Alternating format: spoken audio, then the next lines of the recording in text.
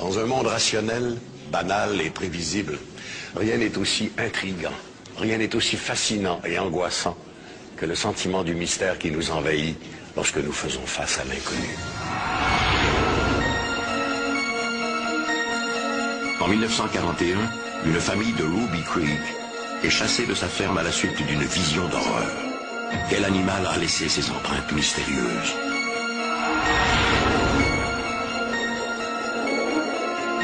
Des vaches mutilées tombent du ciel. Une nouvelle plaie d'Égypte? Ça demande explication. Mais y a-t-il une seule hypothèse vraisemblable?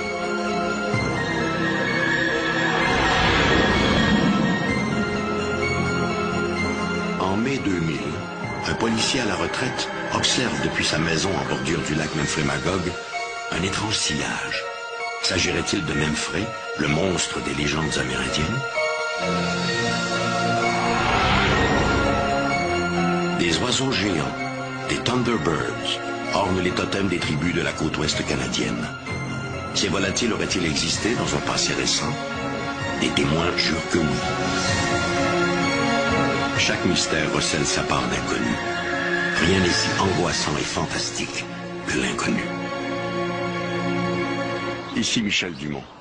Bienvenue à Dossier Mystère.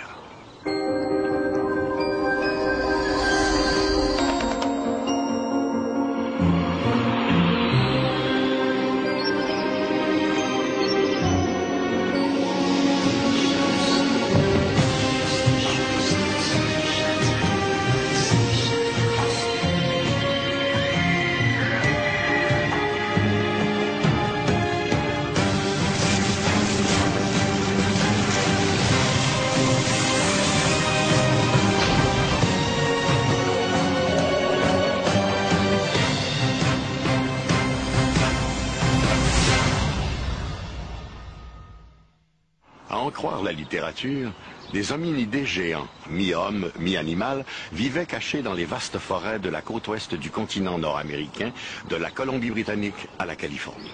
Au Canada, on les surnomme Sasquatch, un terme amérindien qui signifie l'homme sauvage de la forêt.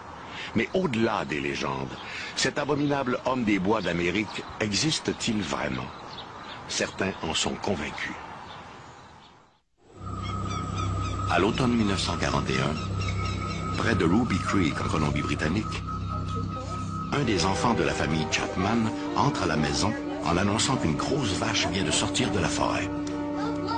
À la place d'une vache, Madame Chapman aperçoit une créature haute de 3 mètres dont le corps est couvert d'une fourrure sombre qui avance vers la maison. Ils prendront tous la fuite jusqu'au village de Ruby Creek en longeant la rivière Fraser. Vers 18 h, de retour à la maison, M. Chapman retrouvera celle-ci désertée. Un baril de 45 gallons, où il gardait du saumon fumé, est vidé de son contenu. À proximité, des empreintes de pieds de 40 cm de long. Par chance, il retrouvera sa famille saine et sauve, marchant à sa rencontre. L'incident attire l'attention de Joe Dunn, shérif dans l'État de Washington. Celui-ci s'intéresse à ces histoires de géants velus. Il dessinera et moulera ces traces de pas géants qui deviendront l'une des principales preuves de l'existence des Sasquatch.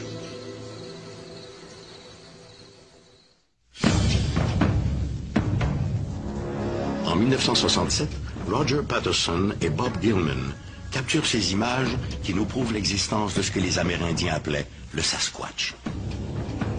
Le film a été étudié par une foule de scientifiques qui ont conclu que cette créature était bien réelle. Mais il est vrai aussi qu'il y a eu de nombreuses affirmations contraires.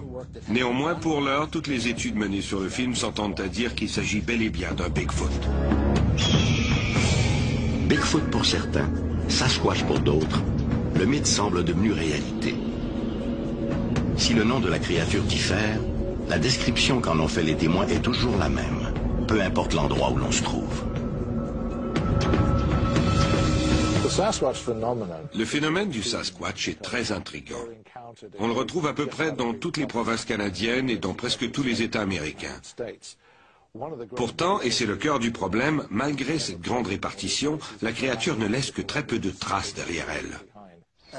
En tant que biologiste de la faune, je dépends des empreintes que laisseraient par exemple des mammifères pour estimer leur nombre dans une région donnée. Nous ne voyons pas souvent d'ours ou d'autres petits mammifères parce qu'il s'agit surtout d'animaux nocturnes. C'est pourquoi nous dépendons des empreintes. Un premier témoignage nous vient de l'explorateur David Thompson, qui affirme avoir découvert près de Jasper en 1811, sur les pentes enneigées d'un glacier, toute une série d'empreintes géantes. Et, selon lui, ce n'était pas celle d'un ours ou d'un grizzly.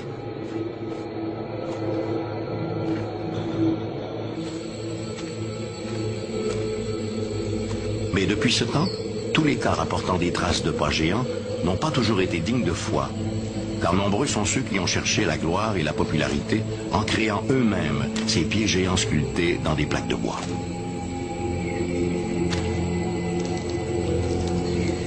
Malheureusement pour eux, les moulages ont permis de faire la différence entre ces canulars et les véritables empreintes d'origine inconnue. Il n'en demeure pas moins que, selon les experts, il faudra imaginer une créature d'environ 300 kilos pour laisser derrière elle des empreintes si troublantes. Dans plusieurs cas, il a été établi que les empreintes avaient été faites par un pied doué d'une articulation dynamique. Il a aussi été démontré que leur profondeur était plus prononcée que la profondeur d'une empreinte humaine. On a aussi observé sur de nombreuses empreintes des marques de poussée et un bris dans l'ossature de l'arche du pied. Tous ces détails indiquent que ces traces n'ont pas été faites par des hommes. Nous n'avons pas ce genre de bris dans l'arche du pied, comme celui visible sur certaines empreintes de Sasquatch. Ces moulages présentent de nombreuses caractéristiques montrant différents aspects dans l'anatomie du pied du Sasquatch. L'un d'eux est le gros orteil légèrement en retrait, une caractéristique propre aux primates. Dans d'autres moulages faits dans un sol mou, on peut voir des lignes très fines. Ce sont des crêtes dermiques, une caractéristique que l'on retrouve aussi chez les humains, dans les empreintes digitales ou les empreintes du pied. Il y a aussi d'autres éléments comme des lignes en forme de croissant qui indiquent une flexion du pied. Ce sont là des détails que très peu de gens auraient pu savoir, ni même un grand nombre de zoologues. Oui, en définitive, ces empreintes sont très convaincantes. Les sceptiques sont encore nombreux. Ils exigent des preuves plus tangibles que de simples moulages de pieds géants.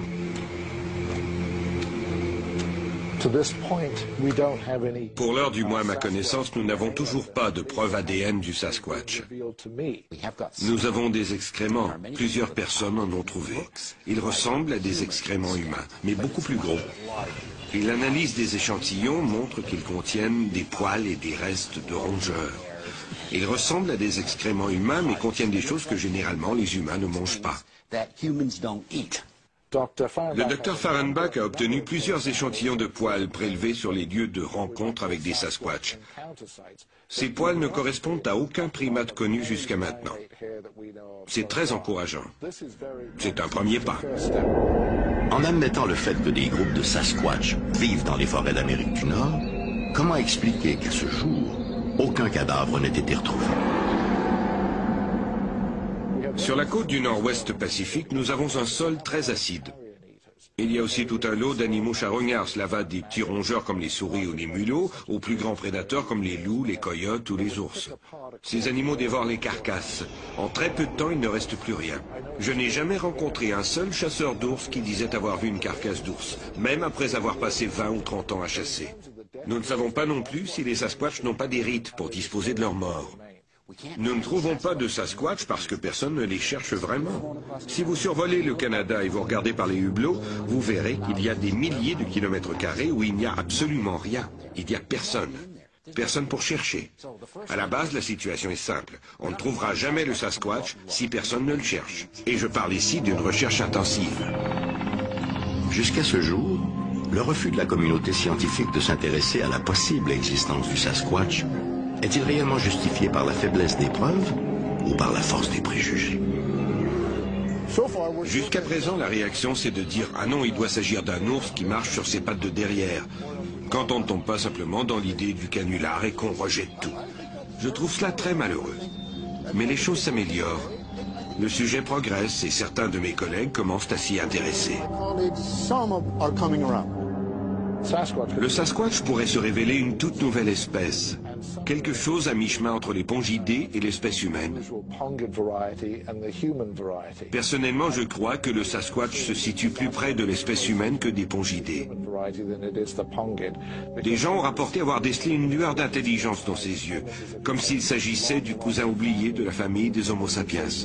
Mais encore là, tant et aussi longtemps que nous n'en aurons pas trouvé un mort ou vivant, la question restera ouverte.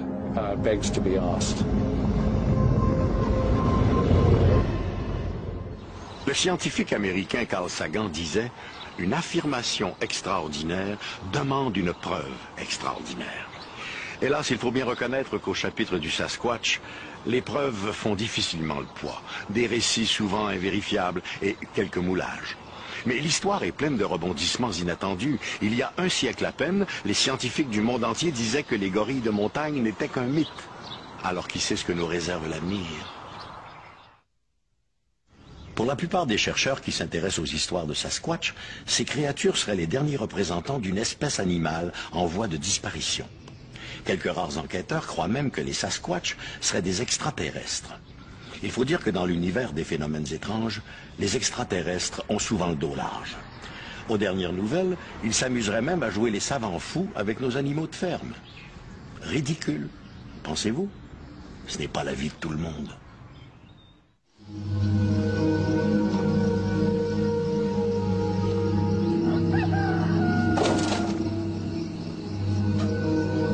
Comme elle le fait régulièrement, Madame Dorothy Verchomin, une fermière de Leduc, en Alberta, au volant de sa camionnette, monte au pâturage.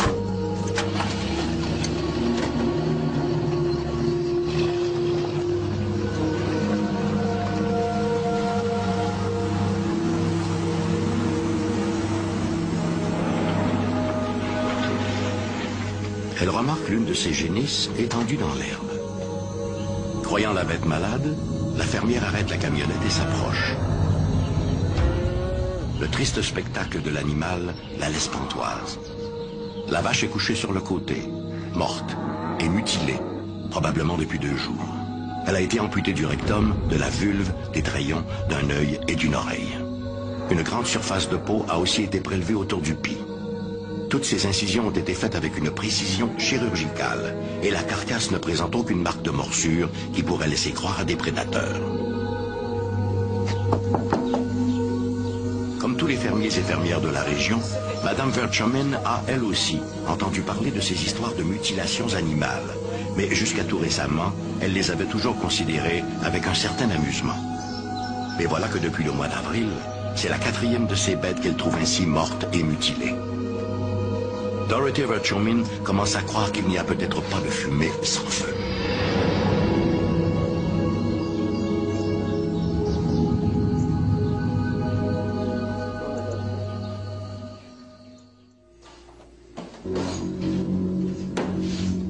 Chaque année, des centaines de têtes de bétail sont tuées et mutilées, tant aux États-Unis qu'au Canada.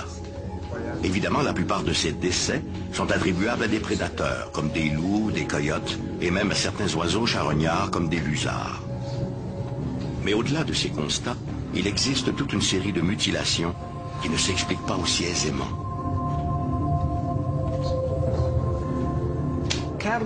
Le phénomène des mutilations animales implique des animaux qui semblent être morts instantanément. On ne retrouve jamais d'empreintes autour de la carcasse.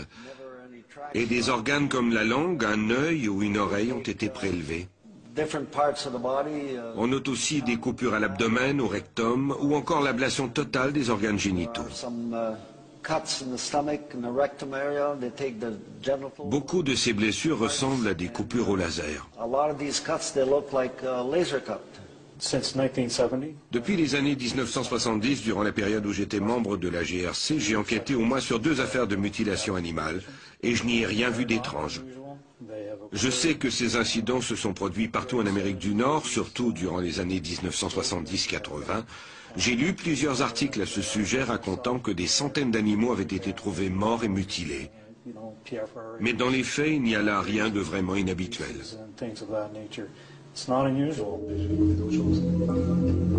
Le phénomène n'est pas nouveau. Déjà en 1967, un cheval est découvert mort et mutilé dans un buisson près de la réserve amérindienne de Sarcee en Alberta.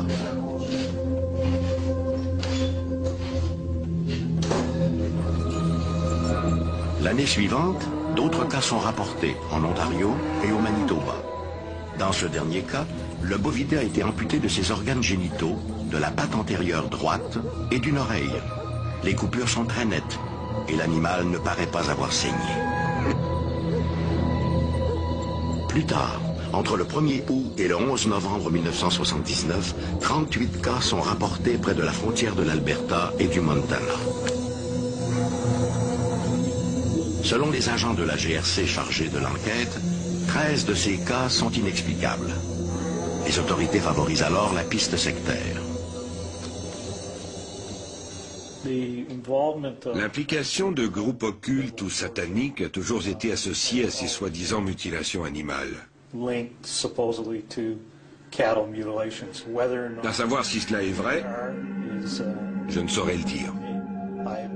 En regard des enquêtes que j'ai menées, je n'ai jamais rien trouvé me permettant d'identifier quelque groupe occulte ou satanique que ce soit qui aurait réellement été responsable de ces mutilations animales.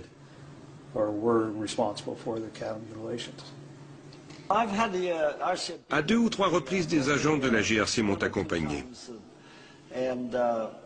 L'un d'eux, et j'ignore s'il a écrit un rapport à ce sujet, a été très impressionné par ce qu'il a vu. Il a admis que tout cela était très étrange et qu'il ne s'agissait certainement pas de prédateurs.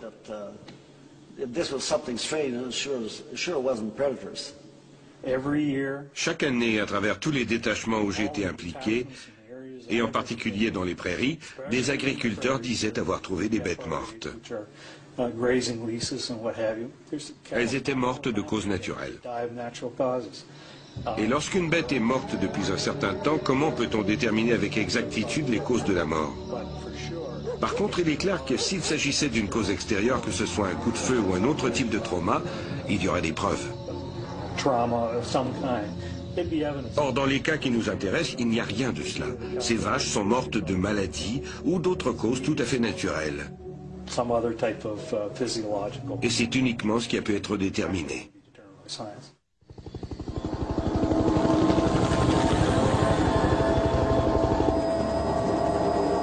En mal de responsables, certains ont fait circuler la rumeur voulant que ces barbaries soient dues à des expériences menées par des militaires ou par des groupes de recherche industriels ou encore à une mystérieuse agence gouvernementale. L'idée que ces mutilations puissent être liées à des opérations militaires m'apparaît plutôt bizarre. Le scénario de ces militaires se baladant la nuit pour mutiler des animaux semble tout à fait extraordinaire. Je n'y crois pas du tout. Le gouvernement et les compagnies pétrolières ont été pointés du doigt pour ces mutilations. Je n'y crois pas du tout. Certains ont prétendu que les compagnies pétrolières mutilaient des animaux pour connaître leur diète et voir s'ils n'avaient pas ingéré des aliments à haute teneur en carbone, ce qui pourrait être un indice de la présence de gisements souterrains. Mon ranch est plutôt riche en pétrole. Et ces gens ne sont jamais venus mutiler mes bêtes, ils ont préféré me poser la question. Depuis 1980, les autorités policières canadiennes semblent se désintéresser des cas de mutilations animales. Il semblerait même que plusieurs enquêtes n'ont jamais été complétées.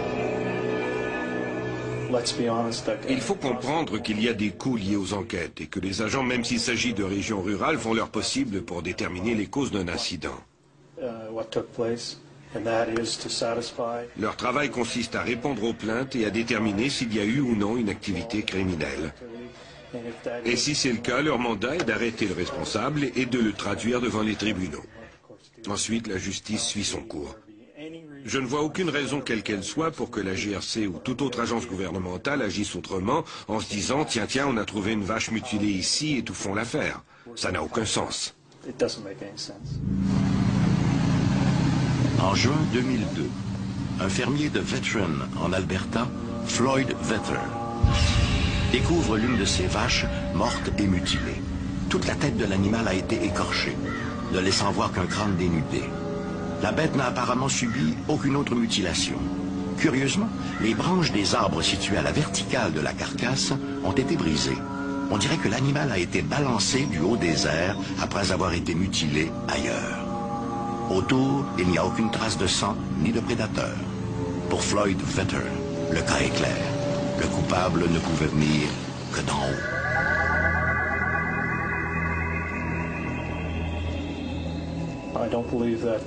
Je ne crois pas que ces mutilations soient l'œuvre des extraterrestres. Honnêtement, pourquoi viendraient-ils ici pour mutiler tous ces animaux? S'ils sont assez intelligents pour nous rendre visite, ils auraient certainement trouvé un moyen de discuter avec nous. Tout cela est ridicule.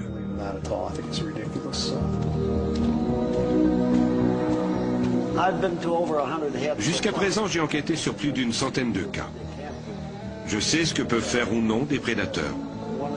Dans certains cas, on a relevé de la radioactivité sur les carcasses ou autour. Dans d'autres cas, le champ magnétique présentait des anomalies. Dans plusieurs incidents, le sang n'était plus que de l'hémoglobine. Or, d'après le Dr Levengood du Michigan, qui a travaillé à partir de mes échantillons, réduire le sang à l'état d'hémoglobine et ce directement sur le terrain équivaut à faire une chirurgie du cerveau dans une cuisine avec des ustensiles. Cela n'a pas plus de sens. J'ai enquêté sur un cas où les os étaient noircis et les graisses littéralement fondues sur les os de l'animal. Il ne restait que les collagènes. Pour tirer des collagènes de la graisse animale, il faut la chauffer avec des micro-ondes. Je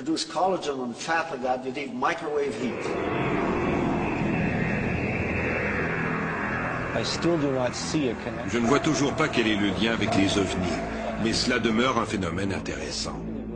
C'est sans doute un sujet qui mérite d'être étudié, mais je souhaiterais y voir plus de vétérinaires spécialisés en pathologie animale. Jusqu'à maintenant, hélas, les enquêtes ont été laissées aux amateurs d'ovnis qui, bien entendu, n'ont aucune connaissance en pathologie animale. Or, il est essentiel que le sujet soit confié à des gens ayant autorité en la matière. Au Canada, je suis le seul enquêteur sur ce sujet. Il m'est arrivé de travailler de concert avec la GRC et des vétérinaires. Ces derniers sont plutôt réticents à parler de ce sujet. Certains ont même refusé de se rendre près de la carcasse. Les cas de mutilations animales sont aussi troublants aujourd'hui qu'ils l'étaient en 1967. Dans la mesure où les seuls témoins de ces barbaries sont les bêtes présentes qui ont été épargnées, on peut imaginer que les coupables auront le champ libre encore bien longtemps.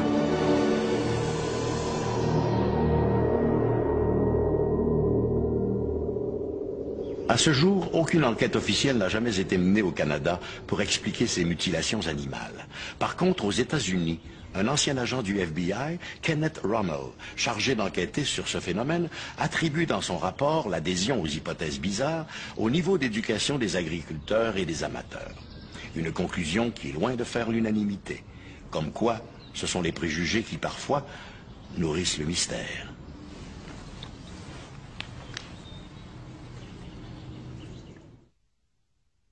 Une histoire de pêcheur. Voilà une expression consacrée qui exprime l'incrédulité face à l'exagération de certains conteurs. Mais qu'aurait à gagner un pêcheur à raconter avoir vu un monstre marin sorti tout droit du parc jurassique? Pour les témoins involontaires de ces rencontres fantastiques, l'existence de tels animaux fabuleux ne fait plus aucun doute. À cause de leurs convictions, ils doivent subir la moquerie et le sarcasme. Au Québec, cette bête fabuleuse a un nom. Memphrey. Au matin du 18 mai 2003, le lac Memphremagog est pratiquement désert. Jean Grenier, un résident de Magog, une petite ville située sur les rives du lac, s'apprête à acheter sa ligne.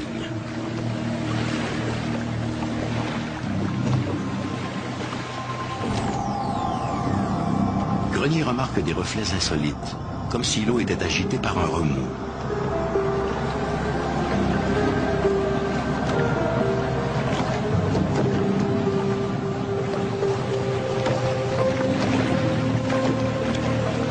Soudain, une forme sombre l'ombre brise la surface, sans provoquer d'éclaboussure. Pendant près de 3 minutes, Jean Grenier va observer la chose. Il ne voit ni la tête, ni la queue. Mais pour lui, il s'agit bel et bien d'un animal, et d'un gros.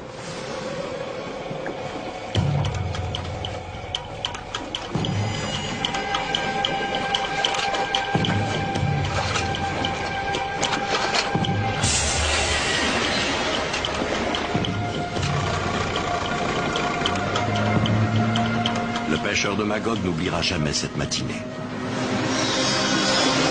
Ce jour où il a vu Memphrey, le légendaire monstre du lac Memphremagog.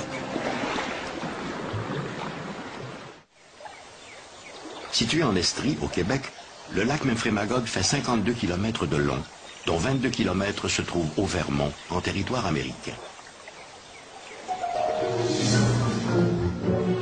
Depuis 2 siècles, on raconte qu'une bête étrange habiterait ces eaux. Déjà au tout début de la colonie, les Amérindiens racontaient qu'ils ne se baignaient jamais dans le lac à cause des anacondas, ce qui signifie serpent géant.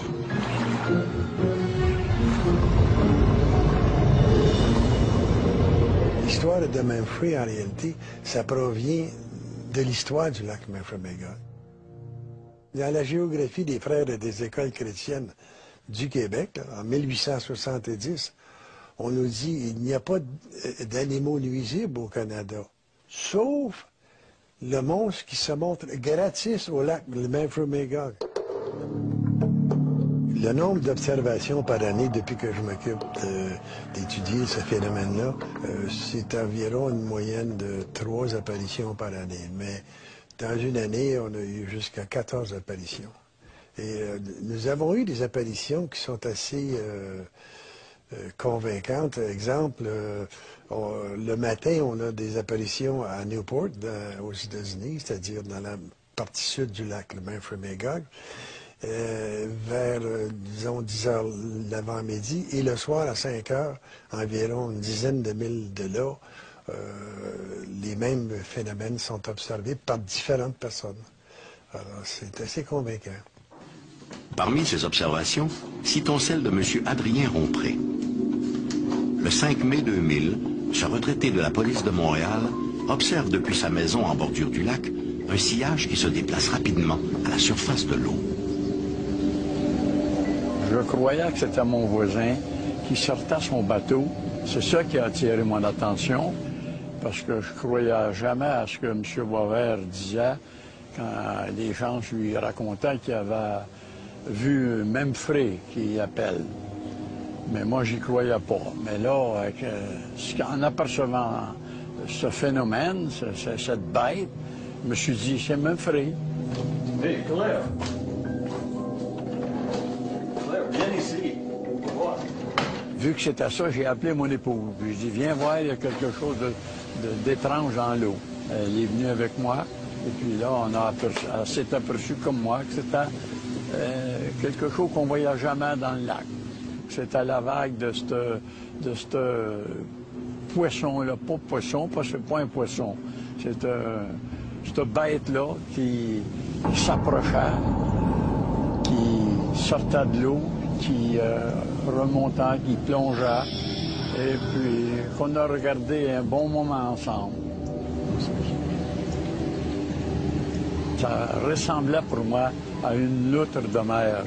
Je peux pas dire que ça peut être ça, mais en tout cas, c'est quelque chose de très étrange, qui était de 4 à 6 pieds de longueur, et puis une tête assez prononcée, des gros yeux, avec des poils de chaque bord de la bouche.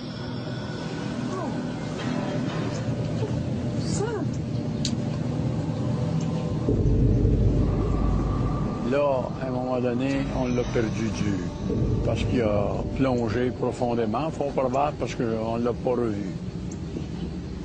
À la question qu'on me pose assez souvent, s'il y a eu des recherches scientifiques à essayer de prouver l'existence ou la non-existence de ce phénomène, je dois dire qu'une année, un élève du MIT, du Massachusetts Institute of Technology, est venu ici, puis avec un de mes amis, a fait la longueur du lac, aller-retour, avec ce qu'on appelle un side scan. Et on n'avait rien trouvé d'anormal à ce moment-là. On n'avait rien trouvé qui pouvait prouver qu'il y avait une créature dans le lac de Memphremagog. Vu que je suis un guide de pêche du lac Memphremagog, c'est que je trôlais un matin à la truite grise avec un laitier de Ville-Jacques-Cartier. Le 18 juin 1989, M. Charland, accompagné de son client, pêche dans les eaux profondes du lac. Soudain, son sonographique lui retransmet l'écho d'une masse sous-marine importante qui remonte droit sur eux. Tout d'un coup, j'ai dit à M. Hamel, j'ai dit, fais attention, j'ai dit, je pense qu'on va le virer en envers. Il dit, qu'est-ce que tu veux dire par là? Sur le sonore, il venait justement d'enregistrer là, une grosse masse là, qui n'était pas naturelle. Pour la bonne raison, j'étais assez accoutumé à passer à ce place-là. C'est pas une roche, c'est pas ça. Fait que j'ai dit, tiens, le bateau, ça va arriver. Mais contre toute attente, la bête émerge à quelques mètres de la chaloupe. Charland et son compagnon peuvent à loisir détailler la bête. Elle a une tête semblable à celle d'un hippocampe et sa peau est foncée et luisante.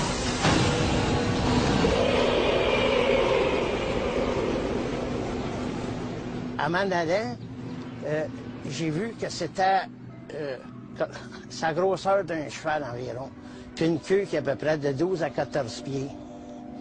Et puis ça avait 2 pattes en avant. Il était debout. Et puis quand j'ai pas couru après, mais j'ai cherché à le voir de plus près. J'ai mis le moteur au bout.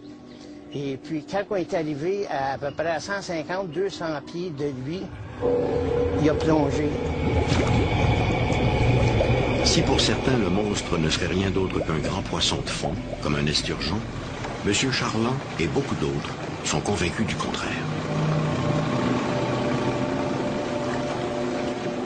Non, non, c'est un phénomène, ça. Puis pas l'avoir vu, je vous dirais, je l'ai pas vu, mais je l'ai vu de mes propres yeux. Propres yeux, là, c'est dame normale. Puis l'autre gars qui était avec moi, il l'a vu, lui, avec. Lui, il voulait plus retourner, il voulait plus retourner sur le lac. Ils ont appareillé ici, puis on va s'en aller. À cette heure, je ne sais pas s'il y en a plusieurs dans ce lac-là, mais je n'ai vu une fois, puis je vais monter un peu en voir d'autres. Si aujourd'hui la présence d'un grand animal aquatique dans les eaux du lac Memphremagog est à peu près acquise, son identité zoologique est en revanche loin d'être établie.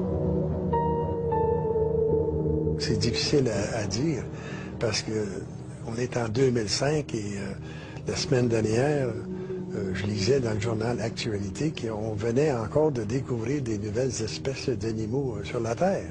Là, je ne vous parle pas là, dans l'eau, sur la Terre. Et la même chose dans l'eau, on découvre des milles et des milles de nouvelles espèces d'animaux dans l'eau à tous les ans. Alors, c'est pas facile de se prononcer sur ça, parce qu'on n'a jamais encore trouvé qu'est-ce que c'était, disons, les monstres marins à travers le monde. Lac Memphremagog. And it's your vacation? Oui. For a vacation dans la belle Provence. Ben ouais.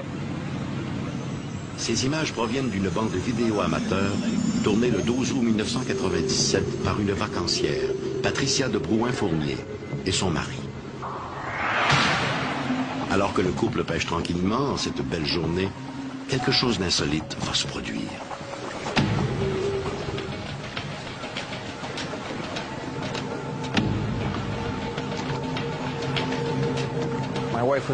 À ce moment-là, mon épouse filmait comme elle le fait souvent. Nous avons soudain aperçu une vague créée par un objet.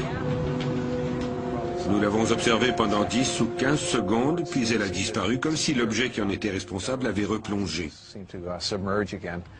C'est un très court clip. C'est bizarre. Vraiment bizarre. L'objet se déplaçait beaucoup trop vite pour être un tronc d'arbre.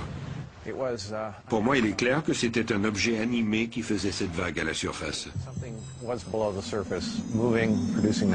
Je ne saurais dire s'il s'agissait d'un poisson, mais si c'est le cas, il devait être très gros. Mais de ce que j'en sais, les poissons de cette taille ne nagent pas comme ça juste sous la surface. Mais je ne sais pas.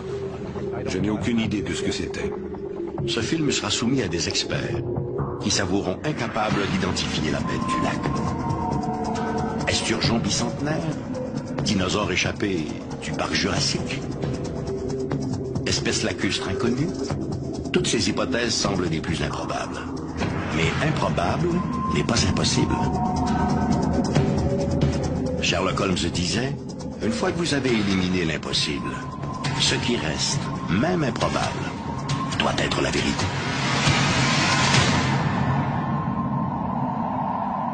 Lorsqu'il est question d'enquêter sur ces phénomènes étranges, comme celui du monstre du lac Memphremagog, la recherche se fait piéger dans un cercle vicieux.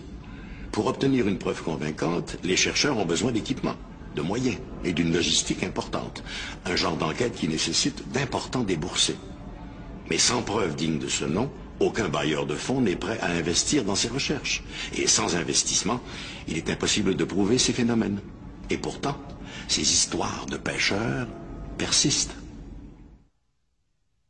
En parcourant les annales des cryptozoologues, ces passionnés qui s'intéressent aux espèces légendaires et à celles officiellement disparues de la surface du globe, la Terre paraît un endroit bien étrange. Des forêts de la côte ouest de l'Amérique du Nord aux profondeurs abyssales du Pacifique, il existerait des dizaines de créatures fabuleuses encore inconnues de la zoologie. Qui n'a pas entendu parler du monstre du Loch Ness ou du Yéti, l'abominable homme des neiges de l'Himalaya? Il y a aussi leurs cousins plus discrets, comme le Mokele Mbembe, un dinosaure nain qui vivrait dans les forêts du continent africain. Ou encore les Thunderbirds, ces oiseaux géants sortis tout droit des mythologies amérindiennes.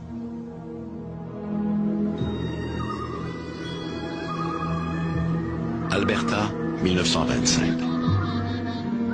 Deux touristes accostent avec leur canot sur la rive d'un lac, un endroit paradisiaque au pied des montagnes rocheuses. Alors qu'ils sortent leur embarcation de l'eau, ils remarquent un grand oiseau brun, très haut dans le ciel. D'où il se trouve, ils supposent qu'il s'agit d'un aigle. Mais plus ils se rapprochent, plus ils ont l'impression que sa taille est démesurée. L'oiseau semble transporter un gros objet. Comme l'animal fonce droit sur eux, les touristes se mettent à hurler pour le distraire. Le volatile, peut-être effrayé par cette soudaine agitation, laisse alors tomber sa prise, puis disparaît derrière une colline proche. Les deux hommes se précipitent à l'endroit où est tombée la proie. À leur grand étonnement, il ne s'agit ni d'un lièvre ni d'un écureuil, mais d'un animal de bien plus grande taille. Ils apportent la carcasse à l'agent du parc pour la faire peser. Résultat, 6 kilos. Qu'un oiseau de proie puisse emporter dans les airs une prise d'1 ou 2 kilos, c'est déjà extraordinaire. Mais une proie de 6 kilos, c'est très improbable.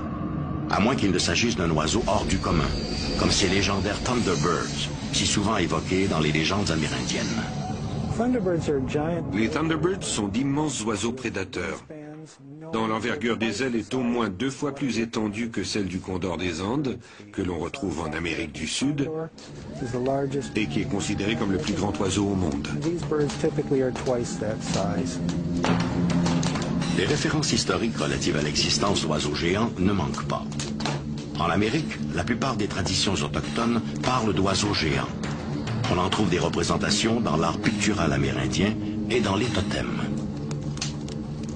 En fonction des communautés autochtones, ces oiseaux géants portent divers noms. Dans la culture populaire, on les appelle les Thunderbirds. Leur nom le plus populaire est Thunderbird. Au printemps, lorsque les tempêtes frappent les régions du Nord, que ce soit la région des Grands Lacs ou la côte du Nord-Ouest Pacifique, de l'Ontario à la Colombie-Britannique, on raconte que le vol migratoire des Thunderbirds les amène à nicher dans ces régions.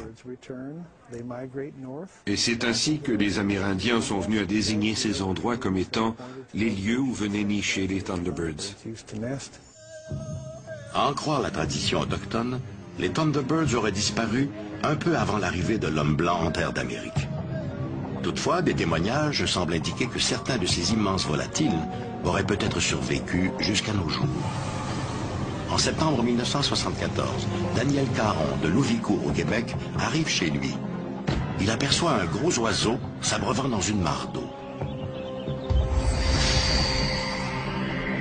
Très étonné de la taille du volatile, qu'il estime à plus d'1 mètre, il court alerter sa sœur.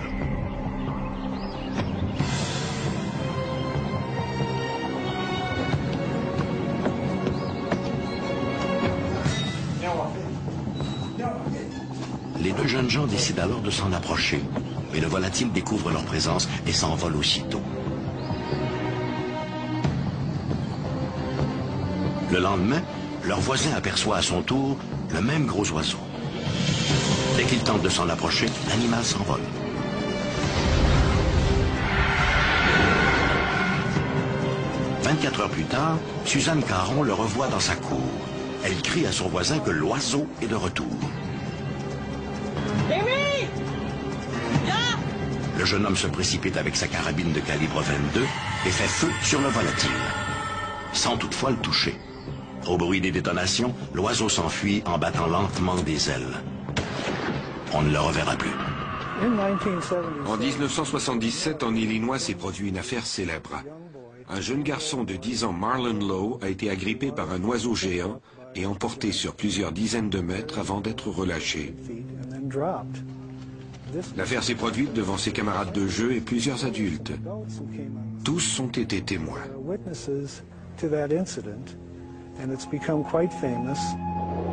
Pour les zoologues, les Thunderbirds ne sont que des animaux de légende. Les récits s'expliqueraient vraisemblablement par des condors de Californie, des aigles royaux ou des vautours vus dans des conditions particulières ou par des observateurs inexpérimentés. Mais la surprise et l'inexpérience des témoins n'expliquent pas tout. Certains de ces récits proviennent de pilotes d'avion qui auraient croisé ces mystérieux volatiles. Si aucun oiseau de la faune actuelle ne correspond aux descriptions des Thunderbirds, il n'en a pas toujours été ainsi. Il y a des milliers d'années, le ciel de l'Amérique du Nord était sillonné par d'immenses oiseaux, les teratornes. La présence des Thunderbirds est souvent liée aux vautours teratornes, dont l'existence est connue via les fossiles. À une époque, ces oiseaux étaient très répandus, comme le prouve la découverte de nombreux fossiles, et ce, particulièrement en Californie. L'envergure de ces oiseaux pouvait facilement atteindre 5 à 6 mètres. On a même trouvé des fossiles qui suggèrent qu'ils pouvaient être encore plus grands. Ce sont là d'excellents candidats pour expliquer l'existence actuelle des Thunderbirds. Si la plupart des témoins s'accordent pour dire que les Thunderbirds ressemblent à des aigles gigantesques, d'autres parlent plutôt d'oiseaux semblables aux teratornes. En octobre 2002, des autochtones d'Alaska ont rapporté avoir vu un oiseau aussi grand qu'un avion et ressemblant à un ptérodactyle. À la même époque, Nina Fulford, une artiste de New Westminster en Colombie-Britannique, a vu elle aussi l'un de ces mystérieux ptérodactyles. Il était immense, avec des ailes énormes.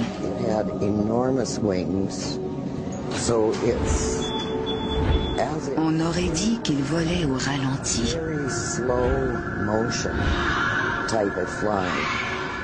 Son cou était très long et sa tête, très petite, portait une crête. Ses pattes étaient minces et pendaient.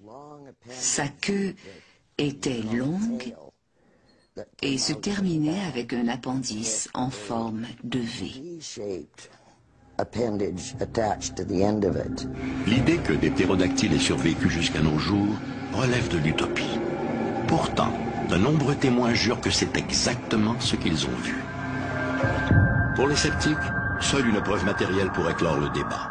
Or, en dépit des centaines de témoignages, aucune preuve convaincante n'a jamais été présentée. Ni spécimen, ni carcasse, ni plume. Quant aux clichés et films montrant de soi-disant Thunderbirds, ceux-ci sont loin d'être convaincants, quand ils ne sont pas tout simplement de vulgaires trucages. Mais qui sait ce que tous ces témoins ont réellement vu? Volant, nageant ou rampant, les animaux mythiques, réels ou imaginaires, fascinent par leur caractère intemporel. Ils sont de toutes les cultures et de toutes les légendes. C'est justement cette omniprésence à travers les âges qui amène les cryptozoologues à conclure qu'il n'y a certainement pas de fumée sans feu. Après tout, des témoins sur des décennies, voire des siècles, ne peuvent pas tous s'être trompés à ce point. Quand l'inconnu ébranle jusqu'à notre confiance en ce monde, notre imagination s'emballe. Mais les vrais mystères, ceux qui défient toutes les explications rationnelles, ne sont-ils pas une porte ouverte sur la véritable connaissance ?